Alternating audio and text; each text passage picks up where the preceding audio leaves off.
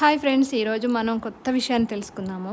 ఏంటంటే పనస తొనలు. మనం పనస తొనలు కొనే ముందు ఇలా బెల్లం రంగులో కొంచెం మెరుస్తూ ఉన్న వాటిని తీసుకోండి. ఎందుకంటే ఇవి చాలా తీయగా ఉంటాయి, టేస్టీగా ఉంటాయి. కొంచెం తెల్లగా గోధుమ రంగులో ఉన్నాయి, అంత తీయగా ఉండవు.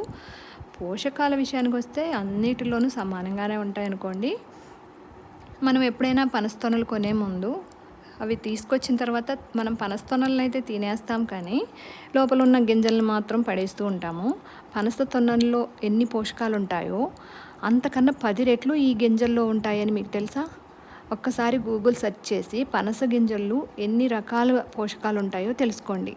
డాక్టర్స్ ఎక్కువ ఈ పనస గింజలు యూజ్ చేస్తారు, ఎందుకంటే మనకి ఎలాంటి డిసీజ్ ఉన్నా సరే ఈ పనస గింజలు పొడి కానీ, వీటిని ఉడకబెట్టుకొని కానీ, పొట్టు తీసి కానీ రకరకాలుగా వీటిని తినటానికే ట్రై చేస్తూ ఉంటారు. ఇప్పుడైతే నేను వీటిని పొట్టు తీసే ప్రయత్నం చేస్తున్నాను. ఇలా వేయించుకుంటే మనకి పొట్టు అనేది ఈజీగా వచ్చేస్తుందండి.